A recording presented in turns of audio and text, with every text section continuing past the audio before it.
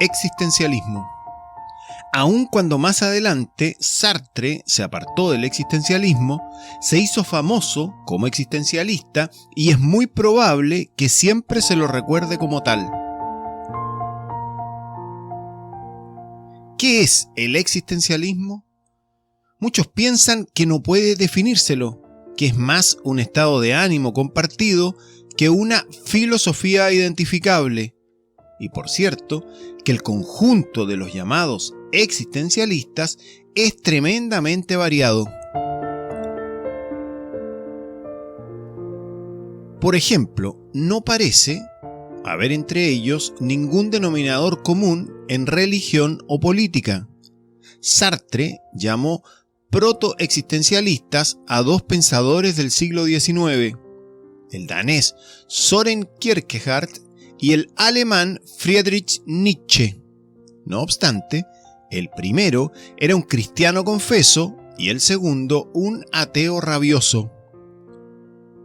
El filósofo vasco Miguel de Unamuno era católico o ateo o agnóstico, según la hora del día en que se le formulara la pregunta.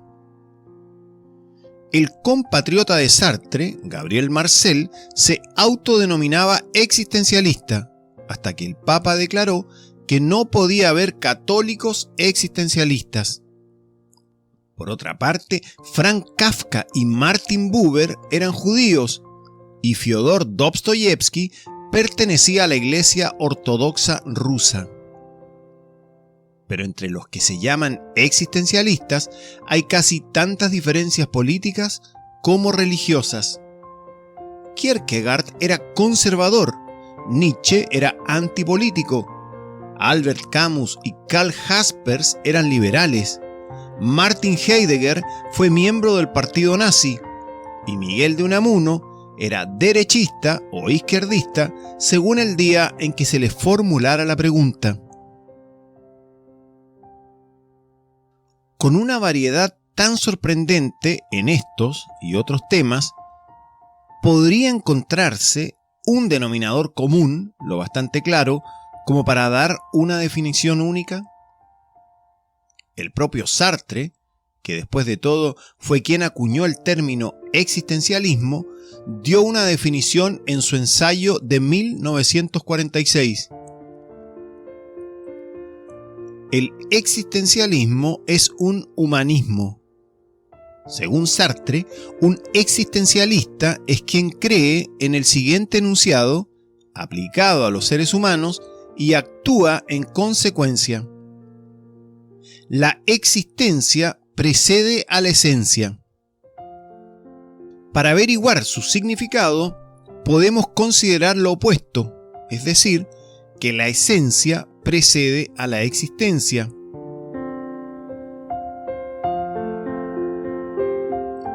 Esencia significa aquí cualquiera de estas cosas. Lo que una cosa es, la definición de la cosa, la idea de la cosa, la naturaleza, la función o el programa de la cosa. En el caso de los artefactos creados por el hombre, la esencia precede a la existencia. Imaginemos la invención de las tijeras. Aquí, la idea de la cosa precede a la creación efectiva del objeto. Además, repárese en que el valor del objeto depende de cómo se amolda a la idea. Si unas tijeras no sirven para cortar papel, son malas tijeras, o tal vez ni siquiera sean tijeras. También de la naturaleza podría decirse que su esencia precede a su existencia. Por ejemplo, podríamos asegurar que una gata preñada dará a luz a un ser con las siguientes características. Tortura a los pájaros, trae ratones muertos a la cocina, destroza los muebles, solo nos muestra afecto cuando le tenemos que dar de comer. Según Sartre, la tradición filosófica occidental, desde Sócrates en adelante, supuso que en los seres humanos la esencia precede a la existencia, ya sea porque creía en alguna esencia platónica preexistente que deja su estampa en el individuo como el repostero con su molde, o porque creía que el ser humano existe en la mente de Dios antes de la creación, más o menos como existían las tijeras en la mente de su inventor. De acuerdo con esta concepción, los humanos, al igual que las tijeras, son evaluados por el grado en que responden a su esencia.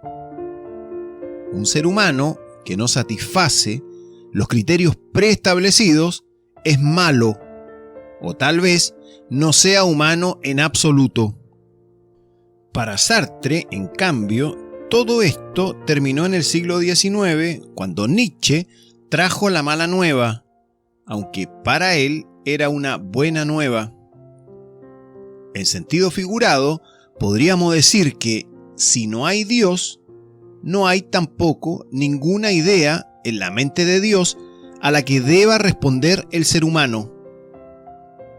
O como afirma Sartre, cada ser humano está solo, abandonado y libre. Cada cual crea y recrea su esencia en todo momento, gracias a sus elecciones y acciones. Si uno cree eso y lo siente en los huesos, es un existencialista. En un sentido, la definición de Sartre no hace sino radicalizar un punto de vista muy común entre los científicos sociales, que no hay instintos que causen determinadas acciones. En el caso de las conductas producidas por instintos genuinos, no hay alternativas.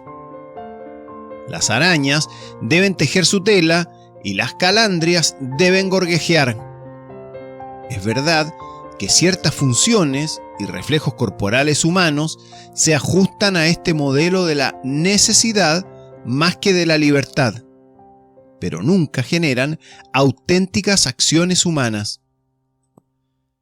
Ni siquiera los impulsos biológicos, como el de la alimentación y el sexual, son instintos, pues las demandas que plantean se satisfacen a través de actos aprobados por la cultura, que envuelven intenciones y elecciones.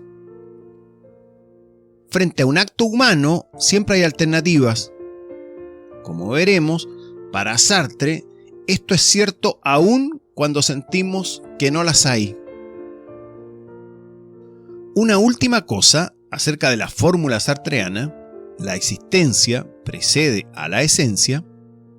Podría parecer que, según esta definición, un existencialista tiene que ser forzosamente ateo. De hecho, el fundador reconocido del existencialismo, Søren Kierkegaard, era un cristiano empedernido. No negaba la existencia de Dios ni que los humanos eran creación de Dios, pero sostenía que la creencia en Dios no era más que eso, una creencia, un artículo de fe al que uno se aferraba apasionadamente, y no un dato científico o una deducción lógica. Para él, entre el ser humano y Dios había un abismo infinito. Dios nos dejó en aislamiento absoluto. Cuando lo invocamos, nos responde un fuerte silencio. Para Kierkegaard, ese silencio es justamente la presencia de Dios. Sartre, parafraseando a Kierkegaard, afirma que somos como los restos y desechos que quedan en la playa, y el rugido de la marea que se vuelve es como el silencio que es Dios. Al poner énfasis en nuestro abandono y en la libertad que Dios nos ha dado, y por ende en la responsabilidad que tenemos por nosotros mismos, Kierkegaard nos está diciendo que al buscar a Dios, buscamos nuestra libertad. Por consiguiente, también para Kierkegaard, la existencia precede a la esencia.